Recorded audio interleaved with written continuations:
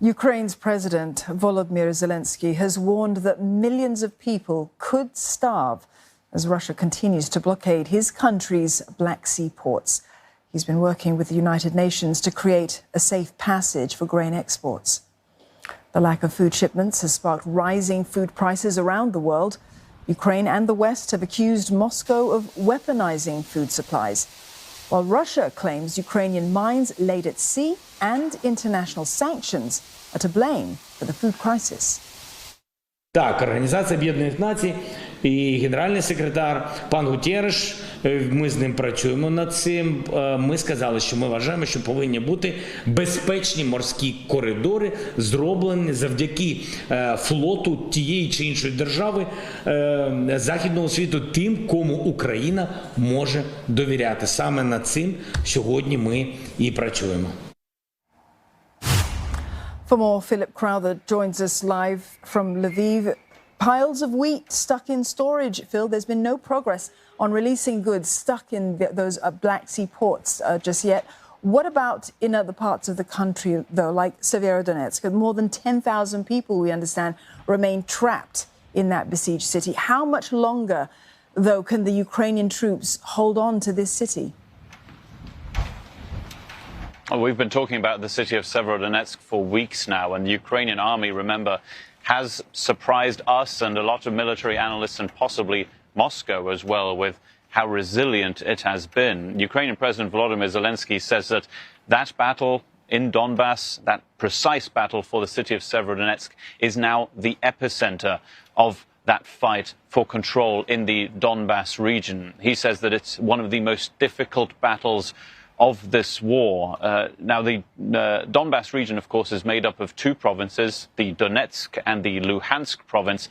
That Luhansk province, according to the governor thereof, Sergei Haidai, is over 90% in Russian hands now. He also says that what is happening there, in an interview to a colleague of mine at the Associated Press, that there are street battles in the city, and adds to that that the army of Ukraine is fighting for every street and house. It is a plodding advance, is probably the best way to describe it for Russian forces right now. There are some retreats by the Ukrainian army but also by the Russian army, but generally speaking, it's a very, very slow advance for Russian forces in that Luhansk province. Phil, we spoke last month about the Kremlin eyeing parts of the south of Ukraine as well. And there are reports now that Moscow perhaps is renewing its pursuit for regions in the south. What more can you tell us about that? Yeah, there had been a warning from the President Volodymyr Zelenskyy here of Ukraine that there might be an attempt coming up, or at the very least plans underfoot by Russia to take control of the city of Zaporizhia, which is right now still in Ukrainian hands. Large parts of the Zaporizhia province are being controlled by Russia. Now, you always have to look at the whole picture here of Ukraine. It's not just fighting going on in the Donbass region.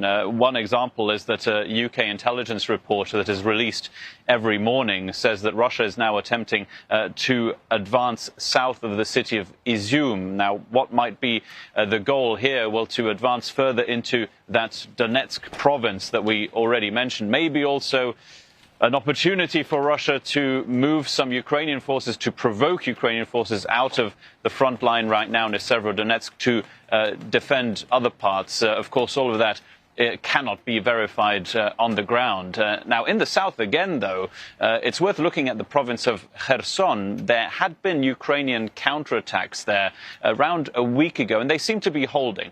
So there are some Ukrainian counterattacks that are working out, it would appear.